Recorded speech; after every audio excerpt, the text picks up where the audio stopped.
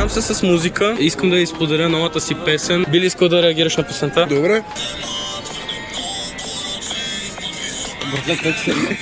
Радвам се, че има такава реакция. Дълбоко място е дошло. Ми харесва и на мен, смислен текст. Това ми харесва, че е смислен. Да. Свежи клипа, свеж си ти по-скоро, според мен това го прави най-така забележително. Да, бих си я слушала между другото. Така, мелодията също е готина, това е важно. I'm just starting to listening to Bulgarian music and this is Stephanie Samyava. Continue listening to it, That's a win!